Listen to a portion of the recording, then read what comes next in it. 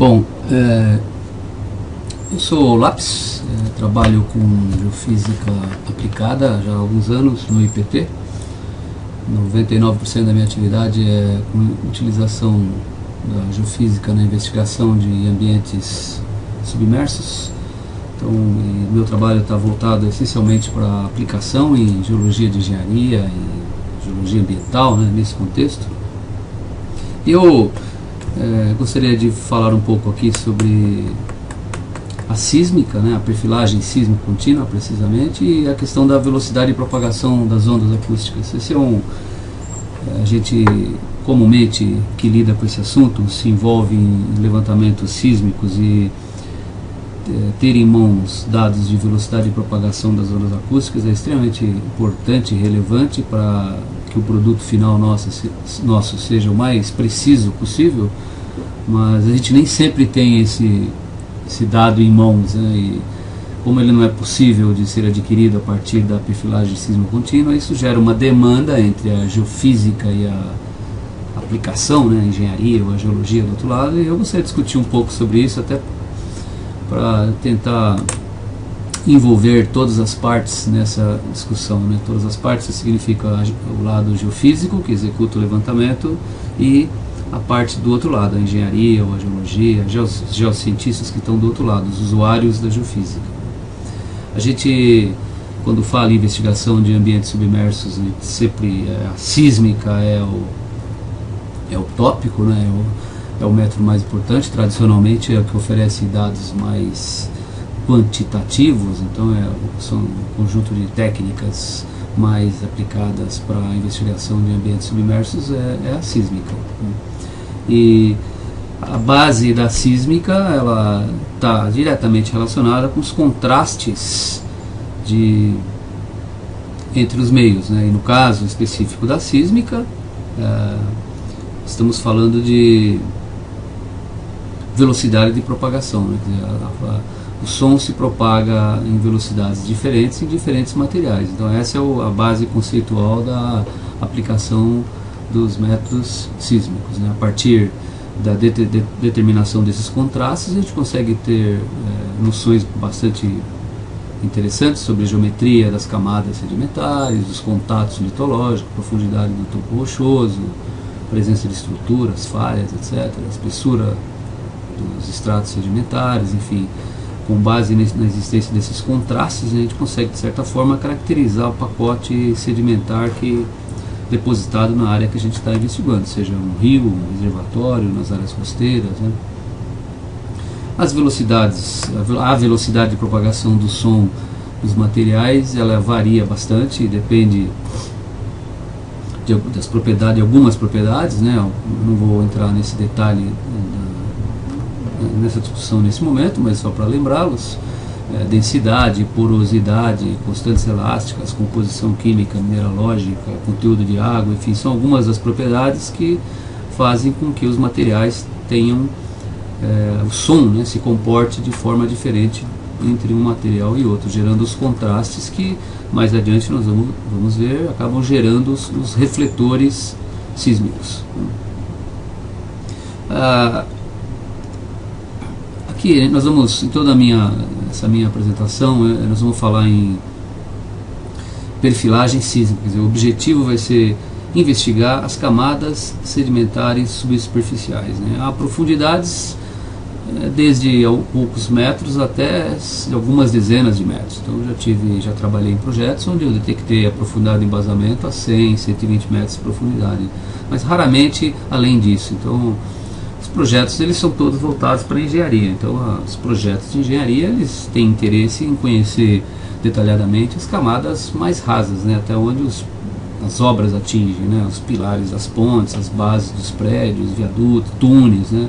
Então nós estamos falando certamente em camadas, pacotes sedimentares, né, de profundidades da ordem de no máximo 100 metros, né. Essa é a ordem de grandeza da profundidade de investigação quando falamos em projetos de engenharia e meio ambiente. E eu vou falar aqui exclusivamente sobre perfilagem sísmica contínua, né? Por perfilagem sísmica contínua entendemos uma fonte acústica tracionada por uma embarcação e um receptor que recebe sinais que percorre toda a coluna d'água, penetram nos sedimentos e retornam aos receptores.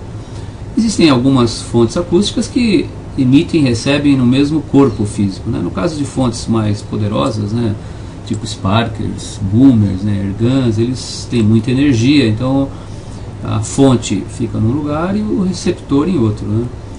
Mas de uma maneira geral eles todos têm esse objetivo, penetrar na camada sedimentar, né? Então lembre-se que outra coisa importante, qualquer equipamento sísmico, né, o objetivo dele é medir o tempo que a onda, desde o tempo zero, né, no momento que ela é emitida, até o retorno dela ao sensor, ao hidrofone. Portanto, o tempo de ida e de volta. A gente, na verdade, está assim, diretamente interessado no tempo que ela demorou para atingir o determinado refletor. Portanto, a gente sempre trata esse tempo de ida e volta ao sensor como é o tempo duplo. Então a gente sempre divide esse tempo por 2, porque o que a gente quer saber, na verdade, é o tempo que demorou para chegar até cada um dos refletores, né? Superfície de fundo, embasamento, etc. Esse aqui é um desenho ilustrativo, apenas para mostrar para vocês mais ou menos como acontece. Quer dizer, um barco navega puxando uma fonte acústica e um sensor, e na tela do seu computador vai se reproduzindo uma seção quase que poderíamos chamar de seção geológica. Não é uma seção geológica, efetivamente, primeiro porque ela é apresentada em tempo de percurso do sinal, né? Ela não é apresentada em metros, né? Então é uma diferença básica aí para poder, que impede a gente de chamá-la de seção geológica, né? Então aqui é um exemplo de uma embarcação lá no Rio Araguaia, um dos últimos trabalhos que eu fiz, um barco enorme aqui, né, tracionando uma fonte acústica. Do lado dele aqui tem, atrás, né, aliás, tem um sensor, que são os hidrofones, que recebem o sinal, para ilustrar como é feito um trabalho, né, dessa natureza. Eu vou mostrar aqui para vocês, antes de entrar propriamente dito na discussão, né, vou mostrar aqui para vocês uma sessão. Esse daqui esse é um programinha que é um programa finlandês, né, da Meridata, que nós utilizamos no IPT para aquisição de dados e processamento também. Isso aqui é uma sessão sísmica, né, no canal de São Sebastião. Então aqui é o canal de São Sebastião indo para São Sebastião. Então Ilha Bela, São Sebastião. Então esse registro é muito bonito, né? Você consegue ver nele aqui a topografia de fundo, certo? Então aqui é a topografia de fundo. Isso aqui é a topografia de fundo, tá? Aqui provavelmente é o contorno do embasamento, né, rochoso, e aqui você consegue ver vários refletores, né? Você consegue destrinchar aqui toda a coluna sedimentar, que tem mais ou menos 30, 40 metros de espessura aqui. O importante de observar nesse registro é que, primeiro, a escala vertical dele é dada em tempo, né? Então, por quê? Porque os equipamentos geofísicos, eles são desenvolvidos para medir o tempo que a onda demora para se propagar, desde o momento que ela é emitida até o retorno dela ao sensor, ao hidrofone. Então, esse tempo é medido com altíssima precisão. Os equipamentos mais modernos, digitais, etc., medem isso com quantas casas decimais você quiser, tá?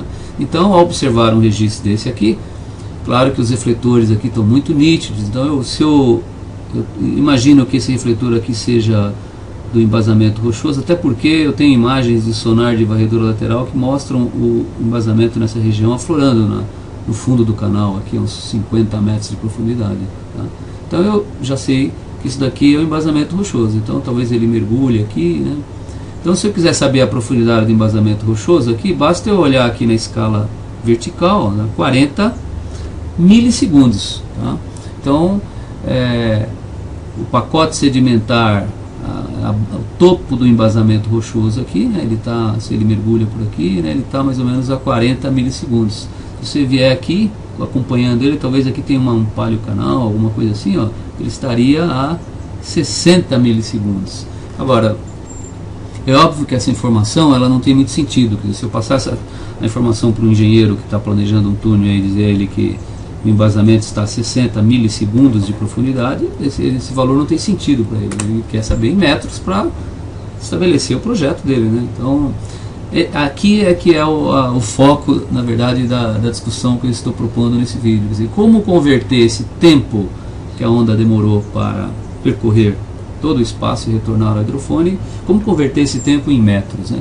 Os softwares, de uma maneira geral, esse aqui, por exemplo, eu posso mudar a escala aqui para metros, né? Eu sugiro aqui uma velocidade que o som se propagou, vamos colocar aqui 1500 metros por segundo, certo? E a escala aqui, ó, é automaticamente convertida em metros. Então, se eu quiser, por exemplo, saber se isso aqui realmente é um embasamento mergulhando, a que profundidade ele está, basta eu olhar aqui na tabela e ver que ele está a 50 metros de profundidade. Tá? Aqui em cima, ó, se isso aqui é o contorno do topo do embasamento, ele está um pouco menos que 30 metros de profundidade. Essa medida, né, esse 30 metros, 60 metros, ele não é tão preciso, tá? Porque ao dizer que o embasamento aqui está a cerca de 30 metros de profundidade, eu estou considerando que o som viajou desde a superfície da água, quando ele foi emitido, a uma velocidade constante de 1500 metros por segundo, o que não é verdade. Na coluna d'água, provavelmente ele viaja a uma velocidade em torno de 1500 metros por segundo, depende de salinidade, temperatura, etc. Na coluna sedimentar, por outro lado, depende da natureza do sedimento. Tem sedimentos que o som se propaga 1600, tem sedimentos 1800, 2000, então a velocidade é variável. Sem esse parâmetro na mão, para eu poder fazer a proporcionalidade aqui, né, do deslocamento das ondas acústicas e o tempo, eu não consigo saber exatamente a profundidade do topo do embasamento nesse ponto aqui. Tá? Então essa é a discussão que eu vou desenvolver a partir desse momento.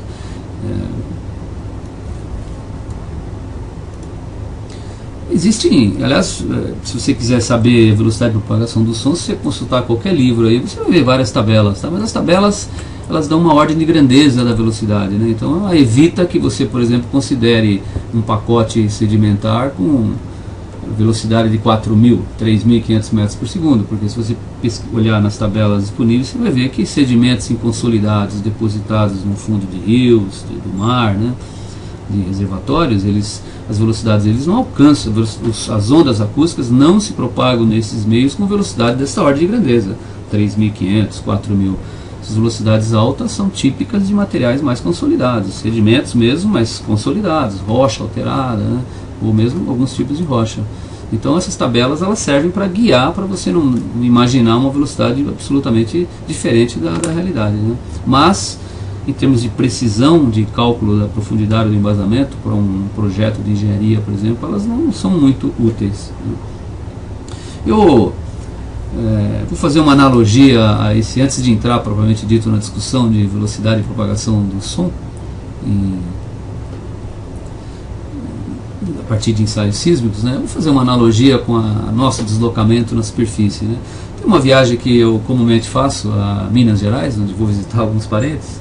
Então mas eu saio de São Paulo, passo por Aparecida do Norte e Volta Redonda. Em Volta Redonda eu pego uma estrada um pouco mais secundária, né, para Três Rios, depois Juiz de Fora e depois Ubá e finalmente chego a Guidoval, que é a cidade onde moram meus parentes.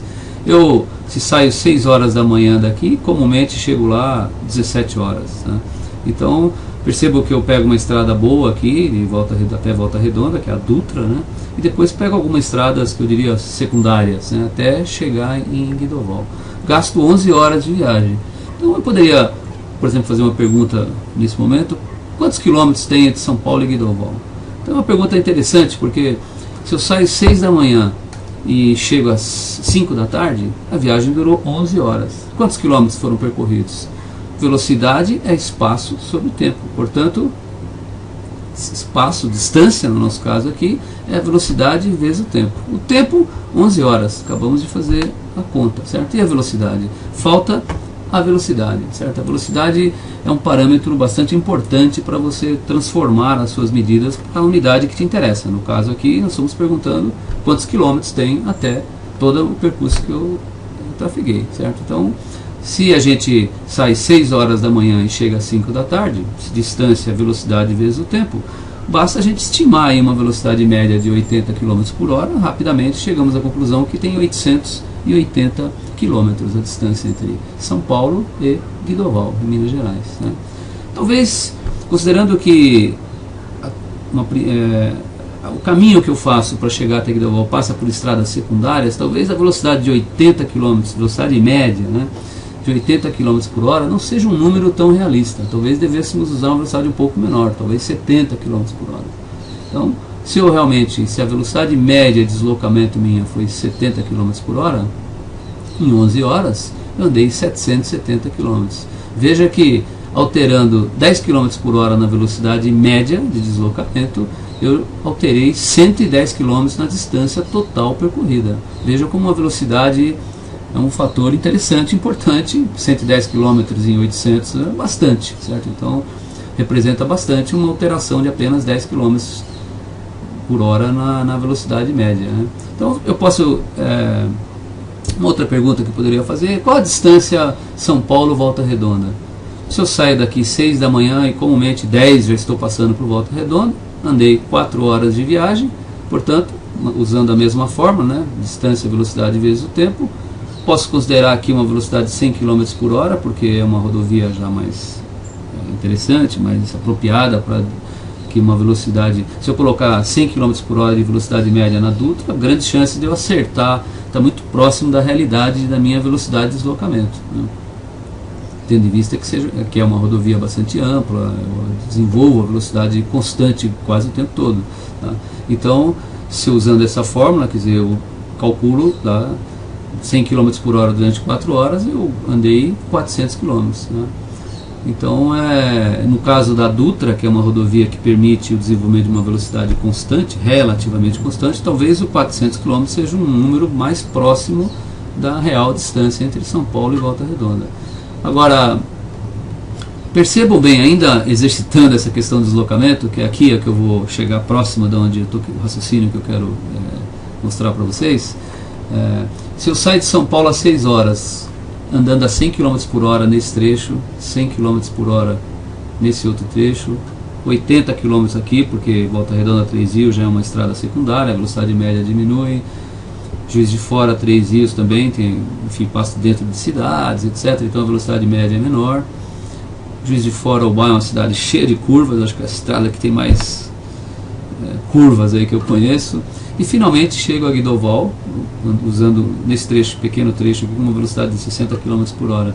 Se eu anotar todos os tempos de deslocamento entre uma cidade e outra, certo?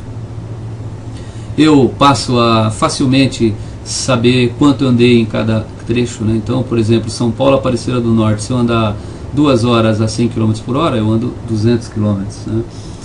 Entre Aparecida do Norte e Volta Redonda, 1h30 de tempo, né, a 100 km por hora, eu ando 150 km. E assim sucessivamente, com o tempo de deslocamento e a velocidade que eu desenvolvi em cada trecho, eu vou saber quantos quilômetros eu andei em cada trecho, certo?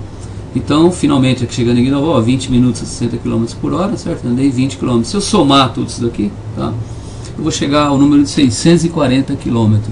Então, o trecho de São Paulo a Guidoval, que demora 11 horas, que eu mencionei para vocês, na verdade, 640 km é um número muito mais próximo da realidade. Como eu faço essa viagem, já fiz dezenas de vezes, eu sei que esse número realmente é o número mais próximo da realidade.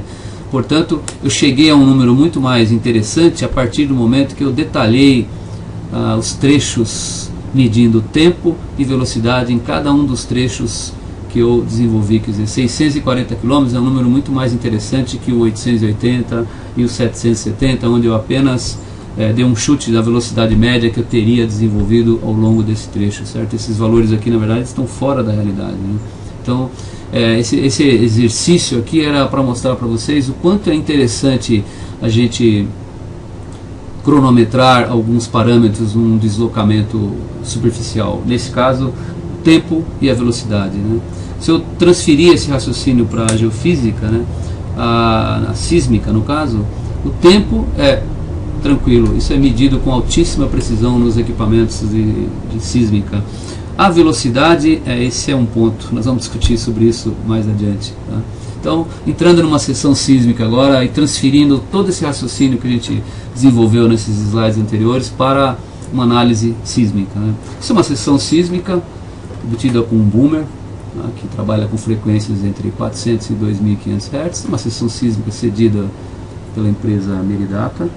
que é a empresa da qual nós compramos os equipamentos que nós temos, né, de perfilagem.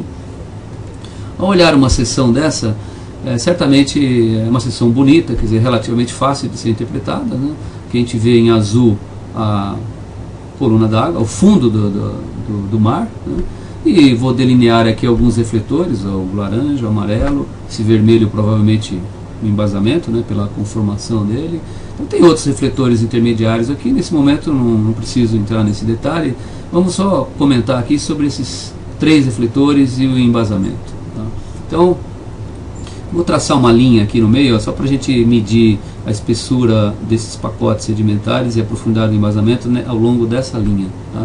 Eu vou transferir também essa escala de tempo que eu falei para vocês daqui para cá, tá? Só para facilitar a leitura aqui. Então, o azul aqui, ó, isso aqui é a coluna d'água. Tá? Então, a coluna d'água aqui, se eu for ler aqui na escala vertical, ele está mais ou menos 9 milissegundos. Tá? Esse outro pacote sedimentar aqui, se eu for ler aqui na tabela, talvez esteja a 16 milissegundos. Um outro pacote sedimentar aqui a 25 milissegundos. E o embasamento, na verdade, é 42 milissegundos. Né? Só lembrando a vocês que esse tempo ele já é um tempo dividido por 2. Tá? É o tempo que a onda demorou para chegar nesses refletores. Na verdade, os meus equipamentos geofísicos estão medindo um tempo dobrado, né? Porque o sinal chega até aqui e volta. Então ele grava o dobro desse valor. Tá? Eu já dividi por 2 aqui, porque me interessa saber exatamente o tempo que demorou para chegar até lá. São esses valores de tempo eu gostaria de convertê-los para metros. Tá? Como eu disse para vocês, dizer que o embasamento rochoso está a 42 milissegundos para um usuário normal, um engenheiro, um geólogo, um geógrafo, enfim, um oceanógrafo, né? Esse valor em milissegundos pode não ter muito significado. Eu preciso transferir isso, transformar isso, converter isso numa unidade de projeto, que é metros, certo? Então se eu considerar esses tempos lidos, né, de cada refletor aqui, o intervalo de tempo que demorou para chegar no fundo, 9 milissegundos, aqui gastou 7, né, 16 menos 9, né, esse aqui 9 e esse aqui 17 milissegundos, né, o tempo que a onda demorou para percorrer esse trechinho aqui, esse e esse. Tá? Então, se sabemos que velocidade é espaço sobre tempo, uma fórmula aí clássica, certo? Então, espaço, que é igual a espessura no caso aqui, né? Nós estamos lidando com espessura de pacotes sedimentares, é a velocidade vezes o tempo. Tá? Tempo é o que a gente tem com tranquilidade, com a precisão desejada, porque são medidos por equipamentos eletrônicos, né? Desde o momento que a onda é emitida, o tempo zero, até o retorno dela. Divididos por 2, tem o tempo que a onda demorou para atingir o meu refletor, certo? Então isso não é problema. E a velocidade? Bom, a velocidade, de novo, é aquilo que incomoda, vamos dizer assim, o nosso trabalho. Quer dizer, como saber qual é a velocidade que o som se deslocou em cada um desses intervalos, que supostamente é diferente, para eu finalmente saber qual a espessura do pacote sedimentar ou qual é a profundidade do embasamento rochoso. Essa é a questão. Então, a gente pode... Lembra lá no começo, falei para vocês, existem alguns dados, valores e velocidade de deslocamento na literatura. Então, por exemplo, na coluna d'água, certo? O som comumente se propaga a 1500 metros por segundo. Depende de salinidade, temperatura, etc. A velocidade pode ser um pouco menor, um pouco maior. Se o som demorou 9 milissegundos para atingir a superfície de fundo e andou numa velocidade de 1500 metros por segundo, a espessura da coluna d'água é 13,5 metros, basta fazer a continha aqui, certo? Se a gente achar que o som aqui, na verdade, é uma água, a coluna, esse ambiente aqui, a água talvez tenha uma velocidade um pouco maior, 1500 metros por segundo, refazemos a conta e chegamos a 13,95 metros de espessura da coluna d'água. Vejam a diferença entre, mudando aqui 50 metros por segundo na velocidade do som, a espessura da coluna d'água mudou de 13,5 metros para 13,95 metros, ou seja, 45 centímetros de alteração, apenas alterando a velocidade de propagação do som. 45 centímetros não é muito, mas eventualmente, para um determinado projeto, uma rota de navegação, etc., 45 centímetros pode estabelecer alguns limites, né? Então é importante saber a velocidade do som na água para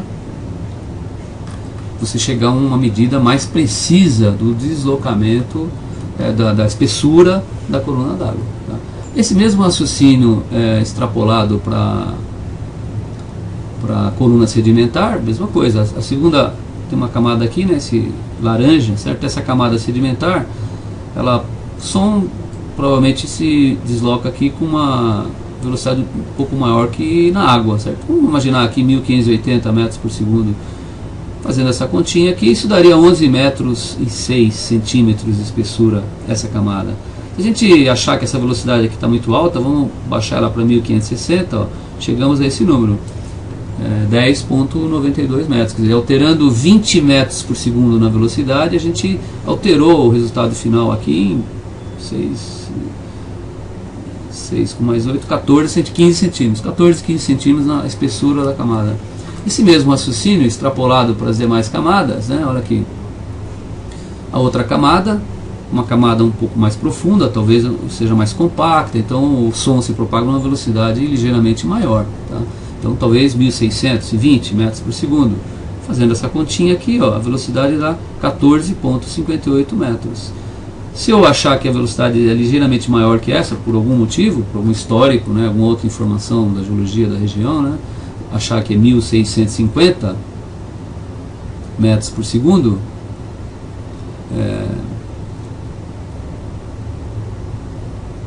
1600 metros por segundo, exatamente, desculpa, me confundi aqui com o número.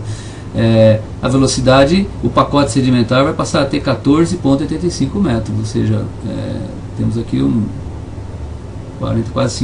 40 centímetros de diferença na espessura desse pacote sedimentar. O mesmo raciocínio extrapolado aqui para a última camada sedimentar, mesma coisa. Em 17 milissegundos o som se propagou nessa camada. Se ele se propagou a 1700 metros por segundo, esse pacote sedimentar é mais profundo, mais compacto, a velocidade de som talvez seja um pouquinho maior, né? 1700 parece um bom número, então isso daria 28,9 metros de espessura.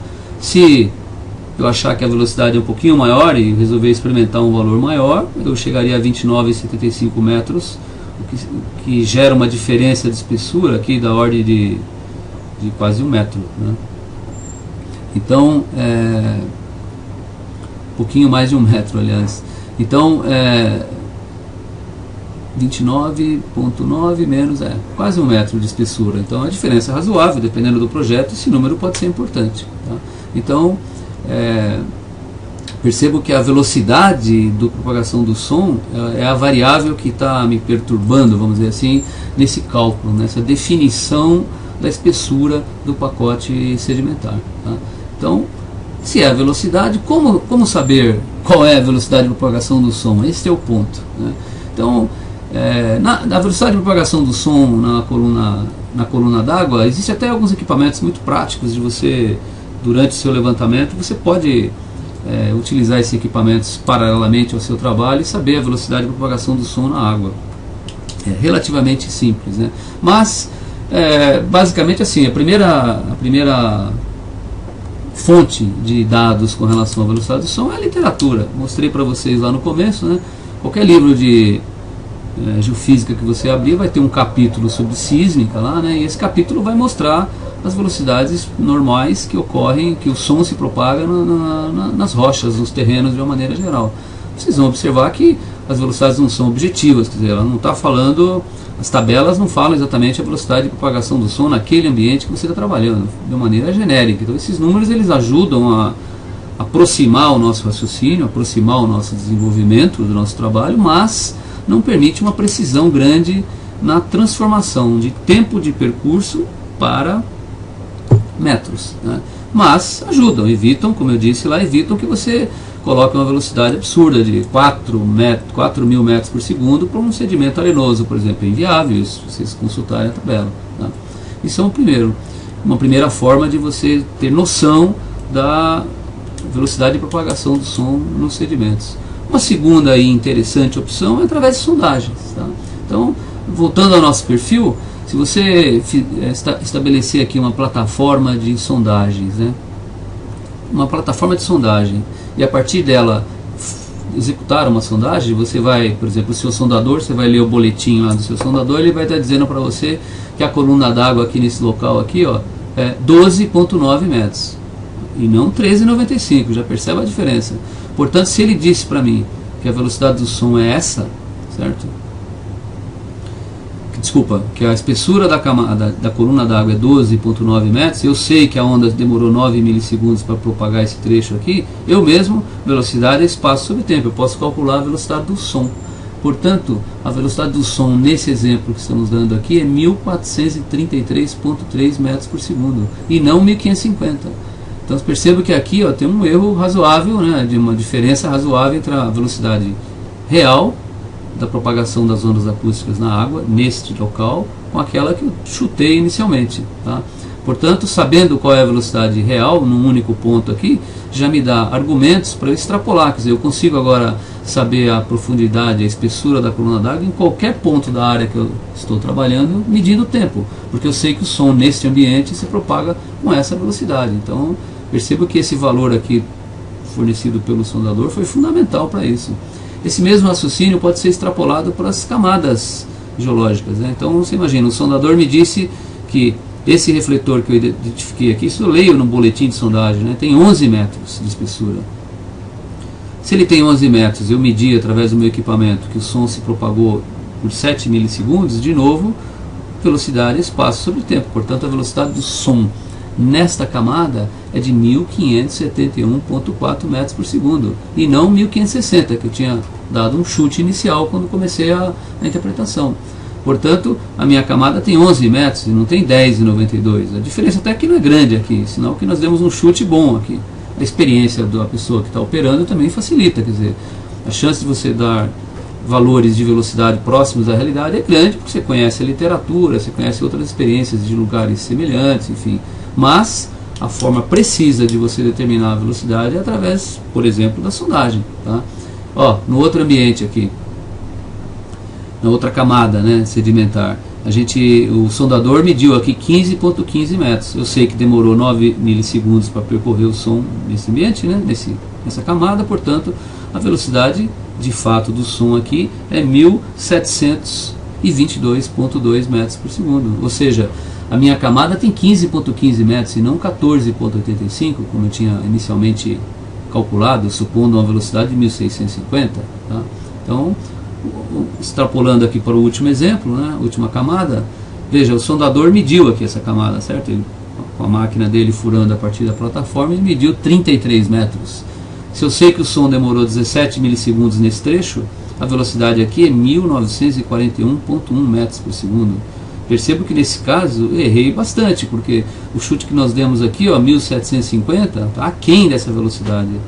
Significa que esse pacote sedimentar, na verdade, ele é um pouco mais compacto do que eu estava imaginando. Tá? Então a espessura dele de 33 metros detectado pela sondagem me levou a uma aproximação mais realista, né, da real característica desse pacote sedimentar. Então, a partir desse dado aqui, eu vou poder calcular a profundidade do embasamento rochoso aqui, por exemplo, né, que está bem mais profundo, usando essa velocidade, essa velocidade, essa velocidade e essa velocidade. Então, eu vou ter a profundidade do embasamento aqui, um número, né, em metros muito mais preciso. Analogamente ao que nós fizemos naquela viagem de superfície, onde eu calculei cada intervalo, tempo e a velocidade que eu desenvolvi meu trabalho, tempo e a velocidade que eu desenvolvi o meu deslocamento, tá? Então aqui mesma coisa, ó. Cada intervalo desse daqui agora, a partir de uma sondagem, me ajudou muito. Eu consegui saber exatamente a velocidade com que eu me desloquei, tá? Que a onda acústica se deslocou, né? E o tempo eu medi para o meu equipamento sísmico. Então eu chego a valores muito mais próximos da realidade, tá? Então, de novo, voltamos à origem, né? Como saber a velocidade de propagação das ondas nos meios? Quer dizer, já vimos a possibilidade de ver a literatura e através de sondagens. Uma outra opção que existe é através da refração sísmica. Não vou aqui entrar em detalhes sobre a refração propriamente dito, teria que fazer uma outra apresentação dessas, mas é interessante introduzi-los a esse método sísmico, porque a partir da refração sísmica eu consigo, é um método, né, desenvolvido justamente para determinar a velocidade de propagação do som nas diferentes camadas sedimentares. É um princípio, uma geometria de aquisição de dados diferente que permite que eu caracterize os diferentes estratos sedimentares com relação às suas velocidades. Isso é super importante. Eu adoraria ter a possibilidade de executar ensaios de refração sísmica em todos os trabalhos que eu participo, de forma a eu ter em mãos a real velocidade de propagação do som em cada um dos estratos que eu identifico no meu trabalho. Isso nem sempre é viável, né? No Brasil, são poucos, se é que existe alguma empresa que faz ensaios de refração sísmica em água, né? Não é tão comum fazer isso por aqui. Os ensaios, eles são... A refração sísmica propriamente dita é relativamente simples. Em terra, muitas empresas fazem, nós mesmos no IPT fazemos ensaios de refração sísmica em terra para caracterizar os materiais, a velocidade de propagação do som em cada um dos materiais, né? A gente consegue saber delimitar o topo rochoso, enfim, uma série de falhas, uma série de propriedades do terreno que você está investigando a partir da refração sísmica. Em água, a operação em si era um pouco mais complicada, porque tem que tracionar, enfim, uma fonte acústica, os sensores, mantê-los em uma posição relativamente fixa na coluna d'água. Enfim, é uma operação um pouquinho mais complicada, mas é possível e tem resultados, conheço na literatura, mesmo no Brasil eu já vi algumas experiências muito interessantes. Esse desenho eu peguei da internet, tem aqui o endereço, né, mostrando um exemplo aqui, como que se desenvolve um ensaio de refração sísmica na água. A refração sísmica, ela é um ensaio relativamente simples, porque ele parte do princípio, cada linha dessa daqui é um sensor, né, um hidrofone. Então ele aguarda, ele registra a chegada das ondas longitudinais. A primeira onda que chega, a onda P, né, é importante registrar o tempo que essa onda chegou no seu sensor, né. Então, se você pegar aqui, cada sensor desse vai ter o registro da primeira chegada da onda longitudinal. Isso vai gerar uma reta, e essa reta ela está diretamente relacionada com a velocidade de propagação do som num determinado ambiente, tá? Então, eu não vou me estender muito aqui com a refração, só gostaria de afirmar isso para vocês, que a possibilidade de executar ensaios de refração num determinado ambiente é muito interessante, e para a gente que vai usar a sísmica, né, para definir as camadas sedimentares, né? Então, para concluir essa minha breve apresentação aqui para vocês, eu gostaria só de lembrar, de concluir, na verdade, que a perfilagem sísmica contínua é um método clássico, super comumente aplicado no mundo todo para investigar a geometria dos pacotes sedimentares, né? Então ela mede o tempo de propagação das ondas desde a fonte acústica até os diferentes estratos, topos, né, dos diferentes estratos sedimentares.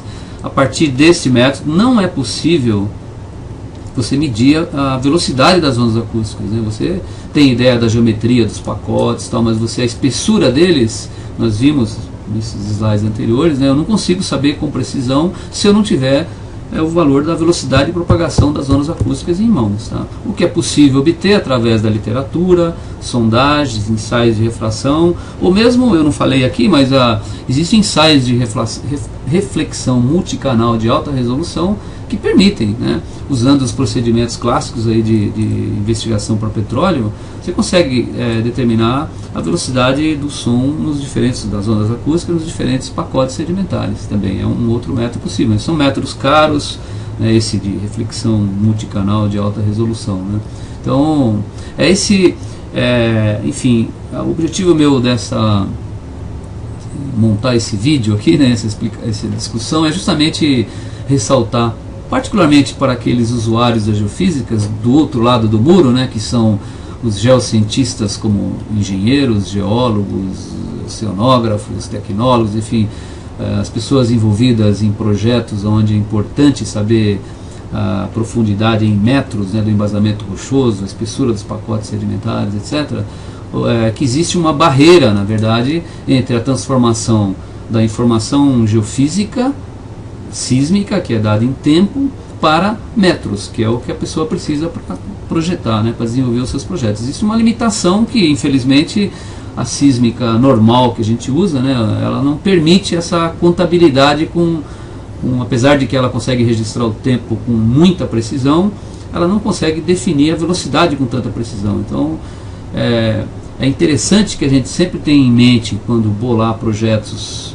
quando estiver envolvido em projetos de investigação de ambientes submersos, a gente tenha paralelamente, desenvolva raciocínios visando a caracterização dos materiais com relação à velocidade de propagação das ondas acústicas. Então, alguma dessas possibilidades, desde a literatura, sondagens, refração, reflexão no canal, enfim, a gente procure trazer junto para o ensaio que a gente está desenvolvendo a possibilidade de outros ensaios que tragam esse parâmetro devidamente caracterizado, para que essas maravilhosas sessões sísmicas, né, como essa que eu mostrei para vocês aqui, certo? Uma sessão dessa aqui, eu possa transformar esse pacote sedimentar aqui, que aqui está dizendo que está a 60 milissegundos, ele possa ser transformado em metros com bastante precisão, né? Essa é a ideia dessa discussão que eu desenvolvi aqui nessa apresentação. Espero receber críticas, sugestões, comentários, etc. São sempre bem-vindos, tá bom? Um abraço.